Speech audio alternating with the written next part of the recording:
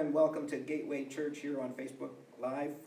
It's the first Sunday of December and we're in the middle of an ice storm here at Gateway, so we've decided to cancel our second two services. But we're going to give you the message from this morning. So welcome. I'm Dave Freeman, the Associate Pastor here at Gateway, and it's my privilege to begin our Advent series. As you can see from the screen, the theme of our Advent series is All the Feels. Now, if you're like me, you may be thinking, what on earth is that? All the feels? When I first heard the phrase, I thought, I don't even know what that means. I felt confused. On the other hand, I also felt intrigued, perhaps a little curious, but then I was worried. If I'm going to preach a message during this series, is it even going to make sense to me, let alone to the congregation? So I had all these mixed feelings. That's right. I had all the feels. So sometimes all the feels means just what it says. I'm feeling all of the emotions. Even though that is not really possible, nonetheless, there are times when it seems to be true. We just seem to be flooded with all the emotions possible. On the other hand, sometimes all the feels may mean that you're feeling conflicting emotions. Am I feeling happy, sad, relieved, confused? Or perhaps I'm feeling all of them at once, even though they may seem to be opposite one another. I'm sure you've had those moments too. And when in doubt, show everyone a puppy. There. Now you all have the feels. Well, Christmas is a time of year when we expect to have all the feels. In fact, we go looking for them, don't we? One place we look for the feels is the traditional decorations of the season. Betty and I have begun to decorate our home. Some of you are finished already. If you've not decorated the outside of your house, I hope you're not planning on doing it today. Just not a great idea. Betty and I have some decorations that go back many years. When we decorate our tree, we have an ornament for every year that we've been married. In fact, we have an ornament that I gave to Betty before we got married. So every time we decorate our tree, there's lots of sentimentality, lots of feels. A couple of weeks ago, we drove to Michigan to visit Bronner's Christmas Wonderland. I don't know if you've ever been there. That store is the size of 1.5 American football fields, and it is full of everything Christmas. And by the looks of the crowds, there are a lot of people willing to spend a lot of money to experience the feels of Christmas. Another place that we look for feels is the movies. Are you watching those Hallmark Christmas romances that seem to be on TV every day? They're all essentially the same. Boy meets girl, romance begins, something happens that threatens the romance, somehow the problem is solved and the boy and girl get back together after all. And all of this happens in the middle of a snowstorm with a Christmas tree mixed in because, after all, it is a Christmas movie, right? Well, on the other hand, there are some true Christmas classics. One of them that I think of and love is It's a Wonderful Life, starring James Stewart, who plays the role of George, a businessman whose life is falling apart. He contemplates jumping into the river. But before he does, he prays, and God sends an angel by the name of Clarence. And Clarence shows George what life would have been like in the small town of Bedford Mills if he had never existed. George decides that he would rather live the life that he has been given because, in spite of his disappointments, it is a wonderful life. Now, if you really want to experience all the feels of that movie, you need to watch the whole thing from beginning to end, and especially the ending to see the miracle that happens. It's a Wonderful Life is a classic, feel-good Christmas movie. But let's face it, we may want a feel-good Christmas. But for many of us, the Christmas that we get does not feel so good. For instance, we may long to experience, once again, Christmas like the one we experienced as a child. If only we could capture the innocence, the wonder, the joy of that Christmas. Or we may long for that same kind of Christmas, not because we remember it from our childhood, but because we never experienced it in our childhood. And ever since, we've been trying to fill that void. Some of us may long for the romantic Christmas that is portrayed in movies and in Norman Rockwell paintings. We assume that everyone else is having that kind of Christmas, and we want one too. But we've been disappointed before, and to be honest, we anticipate being disappointed again. Some of us may long for a Christmas when our family somehow finds a way to get along. But at this moment, it might not be looking too good. Let's be honest. Christmas really does give us all the feels, but often those feels are confusing, contradictory. They might even include crying. For many of us, Christmas may be the most wonderful time of the year, but not for all of us. We long for a celebration that's different, that's more satisfying. And I have good news for you today. The secret of experiencing the Christmas you long for is to long for the right Christmas. Let me say that again. The secret of experiencing the Christmas you long for is to long for the right Christmas. Today we are going to look at a couple in the New Testament named Zechariah and Elizabeth. The story of this couple is found in Luke chapter 1. I'll pause. Now we're going to read this passage and just give you a minute to find a Bible if you have one nearby, or look it up on your phone. So we're going to pick up the story at verse 5. Listen as I read. In the time of King Herod, king of Judea, there was a priest named Zechariah who belonged to the priestly division of Abijah. His wife Elizabeth was also a descendant of Aaron. Both of them were righteous in the sight of God, observing all of the Lord's commands and decrees blamelessly. But they were childless, because Elizabeth was not able to conceive, and they were both very old. Once when Zechariah's division was on duty and he was serving as priest before God, he was chosen by lot, according to the custom of the priesthood, to go into the temple of the Lord and burn incense. And when the time for the burning of incense came, all the assembled worshippers were praying outside. Then an angel of the Lord appeared to him, standing at the right side of the altar of incense. When Zechariah saw him, he was startled and was gripped with fear. But the angel said to him, "Do not be afraid, Zechariah, your prayer has been heard. Your wife Elizabeth will bear you a son, and you are to call him John. He will be a joy and delight to you, and many will rejoice because of his birth. For he will be great in the sight of the Lord. He is never to take wine or other fermented drink, and he will be filled with the Holy Spirit even before he is born. He will bring back many of the people of Israel to the Lord their God. And he will go on before the Lord in the spirit and power of Elijah, to turn the hearts of the parents to their children and the disobedient to the wisdom of the righteous, to make ready a people prepared for the Lord." Zechariah asked the angel, "How can I be sure of this? I'm an old man and my wife is well along in years." But the angel said to him, "I'm Gabriel. I stand in the presence of God, and I've been sent to speak to you and to tell you this good news. And now you will be silent and not able to speak until the day this happens, because you did not believe my words, which will come true at their appointed time." Meanwhile, the people were waiting for Zechariah and wondering why he stayed so long in the temple. When he came out, he could not speak to them. They realized he had seen a vision in the temple, for he kept making signs to them, but remained unable to speak. When his time of service was completed, he returned home. After this, his wife Elizabeth became pregnant, and for 5 months remained in seclusion. "The Lord has done this for me," she said. "In these days he has shown his favor and taken away my disgrace among the people." Well, if anybody deserved to be blessed, it was Zechariah and Elizabeth. Zechariah was a priest, a descendant of Aaron, and he had married Elizabeth, who was also a descendant of Aaron. Aaron was the brother of Moses, and he and his male descendants were appointed as priests of Israel. So both Zechariah and Elizabeth came from a long line of people who were known as being close to God. More than that, they are both described as righteous, living blamelessly according to the commandments and regulations of the Lord. And they both knew that God had specifically promised that if you fully obey the Lord your God and carefully follow all his commands, the fruit of your womb will be blessed. So it's shocking to learn in verse 7 that in spite of their godly heritage and in spite of their blameless living, they had no children because Elizabeth was barren.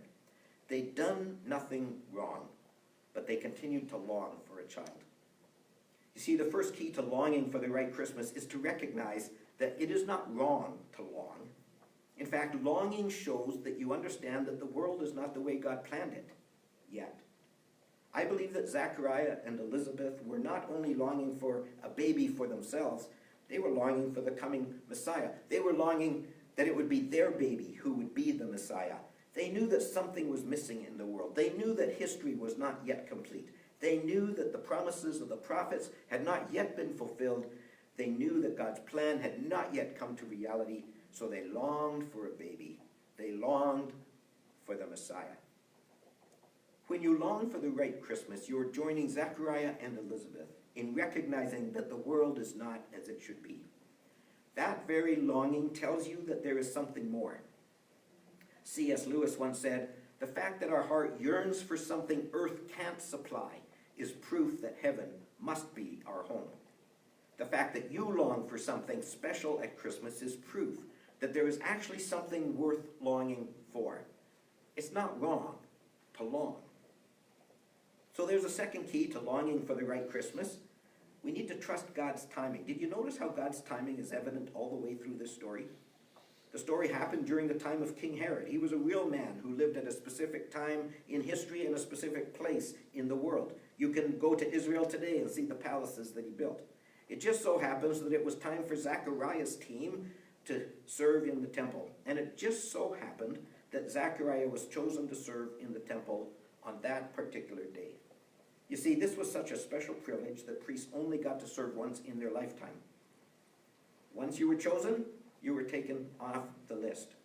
So Zechariah had come for many years hoping to be chosen, and it was on this day that he finally was. So he was in the right place at the right time in order to meet the angel who appeared to him in the temple.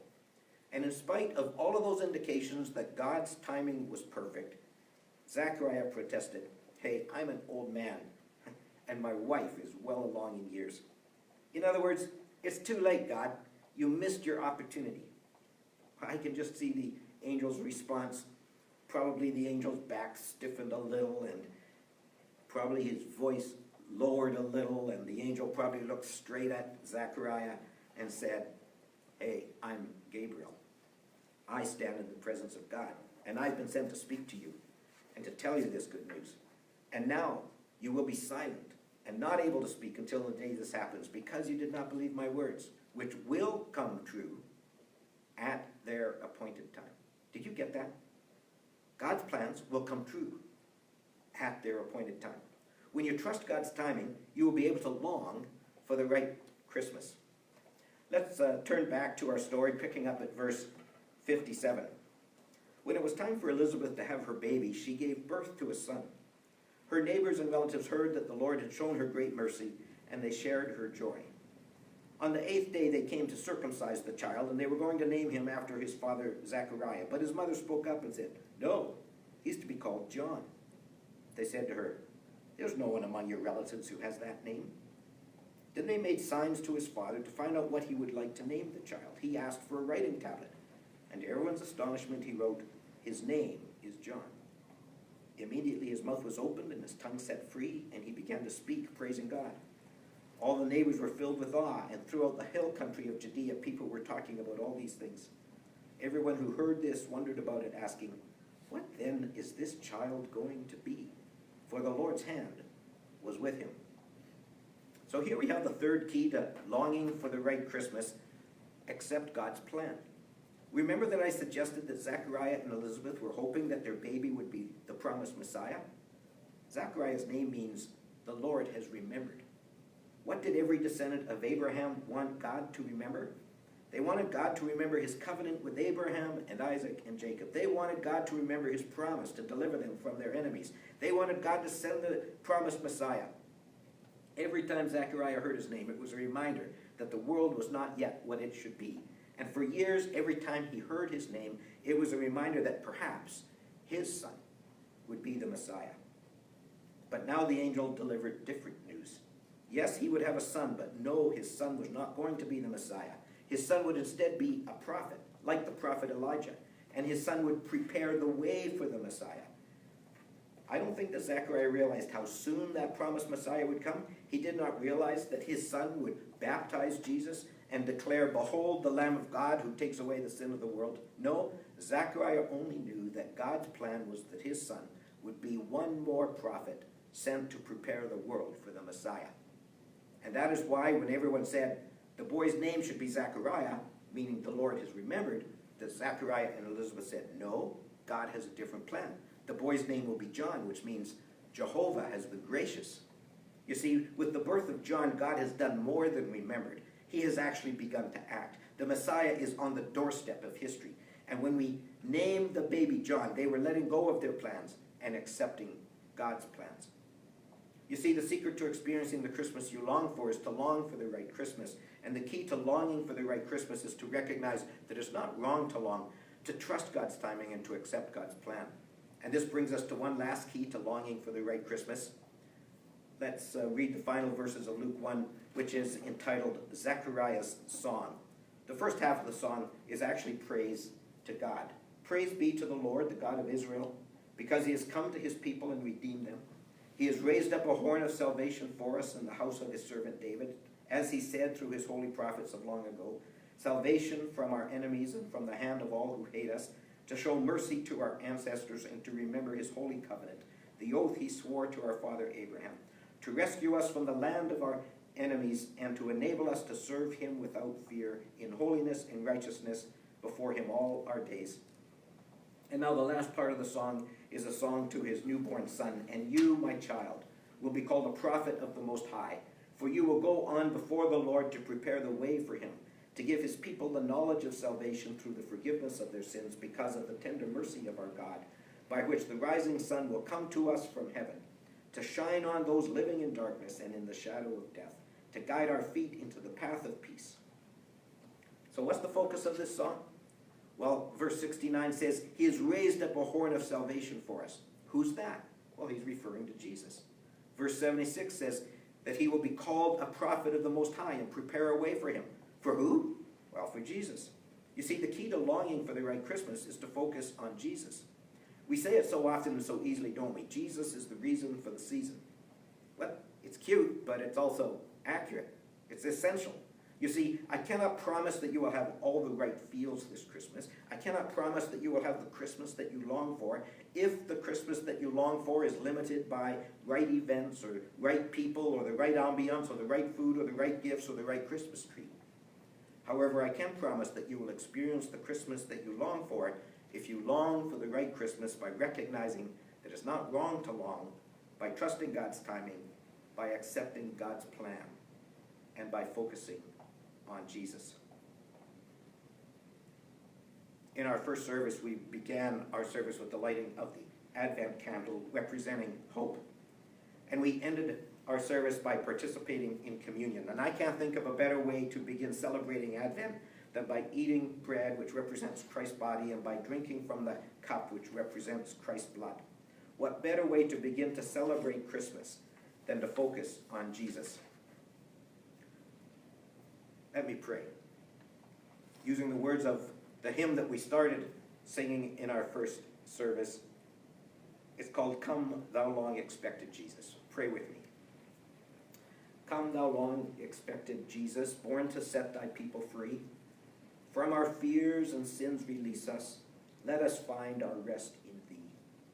Israel's strength and consolation, hope of all the earth thou art, dear desire of every nation, joy of every longing heart.